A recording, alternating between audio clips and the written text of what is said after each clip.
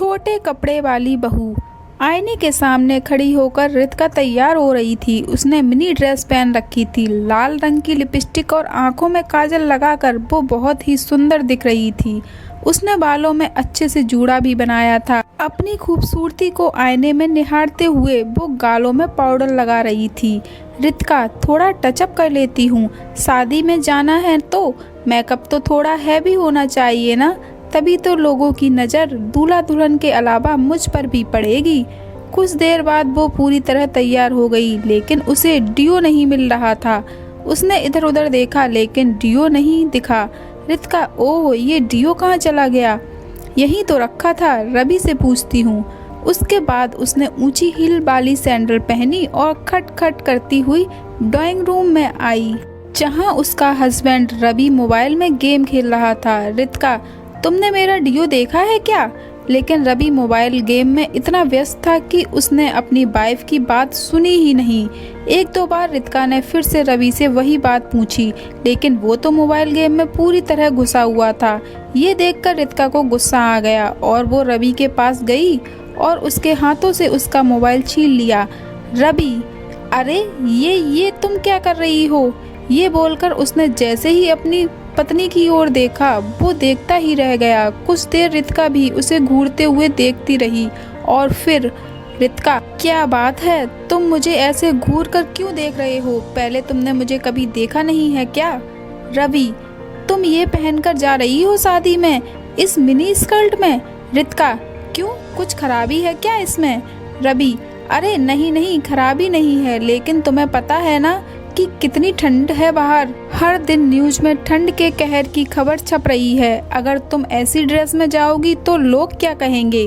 रितिका, शादी के पहले तो तुम बड़े मॉडर्न बनते थे, शादी के बाद तुम भी टिपिकल मर्द हो गए हो। अरे लोग क्या कहेंगे ये सोचकर मैं कपड़े पहनना छोड़ दूं? अजी सुनो, मुझे नहीं जाना तुम्हारे साथ शादी में, तुम ही जाओ अकेले। यह कहकर रितिका गुस्से में अपने कमरे में जाने लगी तो रवि ने उसका हाथ पकड़ लिया। रितिका, छोड़ो मेरा हाथ। सारे के सारे मर्द एक जैसे ही होते हैं। शादी से पहले उनका अलग चेहरा होता है और शादी के बाद तो उन्हें लगता है कि औरतें बस उनके इशारों पर नाचती रहें। वो जो चाहे औरतें वही करें, जो चाहे पहने, जो चाहे खाएं, जहां वो चाहे औरतें जाएं। अरे आप लोग को पत्नी नहीं दासी चाहिए होती है। रवि, रितिका देखो, तुम बात को क्यों खींच रही हो? रितिका, मैं खींच रही हूँ? लो कर लो बात। शादी में मैं क्या पहनूं क्या ना पहनूं ये अब आप डिसाइड करेंगे। रवि, रितिका मैं ये नहीं कह रहा हूँ कि मैं तुम्हारे कपड़े डिसाइड करूँगा, तुम्हें जो पहनना है पहनो, लेकिन तुम देख रही हो ना कितनी सर्दी है। अगर इन छोटे कपड़ों में तुम बाहर जाओगी तो बीमार होने का डर है। रितिका, बीमार तो बहाना है। रवि, तुम खुद नहीं चाहते कि मैं तुम्हारे साथ शादी में ऐसे कपड़े में जाऊं? रवि, नहीं आयशा, ऐसा बिल्कुल नहीं है। तुम्हारा अगर मिनी ड्रेस में ही शादी अटेंड करने का मन है तो नो प्रॉब्लम। रवि बात ज़्यादा बढ़ाना नहीं चाहता था क्योंकि उसे पता था कि रितिका सुनेगी नहीं। रितिका मिनी ड्रेस में ही शादी में पहुंच गई। वहां सभी की नज़र उसी पर टिक गई। सभी उसे घूर घूर कर देख रहे थे। रवि को थोड़ा अजीब महसूस हो रहा था, लेकिन रितिका तो बहुत खुश थी। रितिका, देख रहे हो सभी मुझे कैसे घूर घूर कर देख रहे हैं? लगता है मैं कुछ ज़्यादा ही ब्यूटीफुल लग रही हूँ। और एक तुम थे जिसने घर पर कितनी नौटंकी की इन कपड़ों को लेकर। रवि ने रितिका की बातों का कोई जवाब नहीं दिया। उधर रवि के सामने तो नहीं, लेकिन उसकी पीठ पीछे सभी रितिका के कपड़ों को लेकर बातें बना रहे थे। शर्मा, अरे यार रवि की वाइफ को क्या हो गया? वर्मा, देख रहे हो कैसी ड्रेस पहन के आई है? वर्मा, अच्छी तो है ड्रेस। शर्मा, अरे ड्रेस तो अच्छी है, लेकिन इतनी सर्दी में कौन ऐसी ड्रेस पहनता है भाई? गजब हाल है भाई, गजब हाल है। वर्मा, अरे जिसने ऐसे कपड़े पहने हैं उसे सर्दी नहीं लग रही है तो तुम क्यों अपना खून जला रहे हो? चलो अब पेट पूजा का समय हो गया है। सुना है शादी में 5 स्टार होटल से शेफ बुलाए गए हैं। खाना खाते वक्त भी सभी की नज़र रितिका पर ही थी, लेकिन रितिका को लग रहा था कि सभी उसकी खूबसूरती को निहार रहे हैं।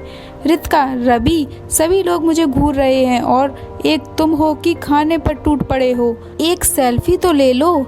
रवि, हाँ सेल्फी, हाँ रुको मैं हाथ धोकर आता हूँ। रवि ने हाथ धोकर सेल्फी ली। जैसे जैसे रात बढ़ रही थी सर्दी और भी ज़्यादा बढ़ रही थी। सभी लोगों ने तो गर्म कपड़े पहन रखे थे तो उन्हें कुछ खास फर्क नहीं पड़ रहा था, लेकिन रितिका की हालत अब थोड़ी खराब हो रही थी। रितिका, रवि बहुत ठंड लग रही है, अब घर चलें? रवि, घर? शादी देखनी नहीं है क्या तुम्हें? रितिका, नहीं रवि, इतना पेशेंस नहीं है मुझ में अब। और रितिका अपनी कार से घर वापस लौट आई। अगले दिन रितिका ने रवि को कांपते हुए जगाया। रितिका, रवि रवि उठो ना। रवि, क्या हुआ रितिका, तुम इस तरह कांप क्यों रही हो? रवि ने रितिका के सर पर हाथ रखा तो वो तवे की तरह गर्म था। रवि, रितिका तुम्हें तो तेज बुखार है। रवि ने अपनी बात भी खत्म नहीं की थी कि रितिका ने कहा, रितिका, रवि उल्टी उल्टी आ रही है, मुझे वॉशरूम ले चलो मुझे। रितिका को लगातार उल्टी तो हो ही रही थी, उसे दस्त भी लग गए थे। रितिका, रवि बहुत वीकनेस लग रही है, बहुत ही ज़्यादा। ये कहकर रितिका ज़मीन पर गिर पड़ी। उसे सांस लेने में भी अब दिक्कत हो रही थी। रवि, रितिका क्या हुआ तुम्हें? आंखें खोलो अपनी। रितिका का शरीर ठंडा होता जा रहा था। उसकी हालत देखकर रवि बहुत डर गया और उसी समय उसे अपनी पीठ पर लादकर नीचे ले गया और फिर कार से हॉस्पिटल। डॉक्टरों ने रितिका का चेकअप किया। डॉक्टर, उन्हें इमीडिएटली एडमिट करिए, इनकी हालत बिल्कुल ठीक नहीं है। रितिका को आईसीयू में एडमिट किया गया। उसे ऑक्सीजन सपोर्ट पर रखा गया क्योंकि वो ठीक से सांस नहीं ले पा रही थी। पूरी रात वो उसी तरह अस्पताल में रही। अगले दिन रवि, डॉक्टर साहब आखिर आप लोग कुछ बताते क्यों नहीं? अच्छी भली तो थी मेरी बीबी, अचानक से उसे ऑक्सीजन सपोर्ट पर क्यों रखा है आपने? कोई चिंता की बात है क्या? डॉक्टर, हाँ चिंता की बात तो है। उसका जस्ट पूरी तरह से जाम हो गया है, सीवियर निमोनिया हो गया है। उन्हें भयानक ठंड लगी है। हम दवाई से जस्ट क्लियर करने की कोशिश कर रहे हैं। अगर उससे हो गया तो ठीक, नहीं तो हमें किसी और तरीके से जस्ट का बलगम निकालना होगा। जब तक जस्ट क्लियर नहीं होगा वो ठीक से सांस नहीं ले पाएगी। डॉक्टर की बात को सुनकर रवि का चेहरा पीला पड़ गया। उसे कल रात की सारी बात याद आ गई। रवि मन में, मैंने कितना मना किया था उसे, लेकिन उसने मेरी बात मानी नहीं। ईश्वर रितिका को ठीक कर दो। पूरी रात रवि रितिका के लिए भगवान से प्रार्थना करता रहा, लेकिन अगले 2 दिन तक रितिका की तबीयत में कोई सुधार नहीं आया। और तीसरे दिन की बात है, रात का समय था। रवि अस्पताल के बाहर बैठा हुआ था, उसे नींद आ रही थी। तभी एक डॉक्टर उसके पास आए और उन्होंने कहा, डॉक्टर आई एम सॉरी, हम आपकी पत्नी को नहीं बचा सके। डॉक्टर की यह बात सुनकर रवि की आंखों के आगे अंधेरा छा गया। वो भागा आईसीयू में गया और वहां जाकर उसकी सांसें थम सी गईं। सफ़ेद कपड़ों में लिपटी उसकी रितिका शान से लेटी हुई थी। रवि, रितिका तुम मुझे ऐसे छोड़कर नहीं जा सकती। कैसे जीऊँगा मैं तेरे बिना, कैसे? प्लीज़ रितिका उठ जाओ मेरे खातिर। प्लीज़ उठ जाओ। मुझे इस तरह से सफ़र में अकेला छोड़कर मत जाओ। डॉक्टर, आप इस तरह चिल्ला क्यों रहे हैं? रवि, डॉक्टर मेरी पत्नी मर गई। डॉक्टर, ये आप क्या कह रहे हैं? आपकी पत्नी अब खतरे से बाहर है, यही कहने तो मैं आया हूँ। आप इनसे मिल सकते हैं। रवि को अपने कानों पर विश्वास नहीं हो रहा था। रवि मन में, इसका मतलब वो जो देख रहा था वो सब सपना था? हे भगवान, कितना बुरा सपना था। वो भागकर आईसीयू में गया। रितिका अब होश में आ चुकी थी। उसने जैसे ही रवि को देखा तो वो जोर जोर से रोने लगी। Ritika, I am sorry Ravi, I am sorry. मैंने अपनी गलती के कारण तुम्हें बहुत परेशान किया ना, सॉरी। अब मैं कभी छोटे कपड़े नहीं पहनूंगी। रवि, नहीं रितिका, कपड़ों में बुराई नहीं है, बस हर कपड़े के लिए एक समय होता है।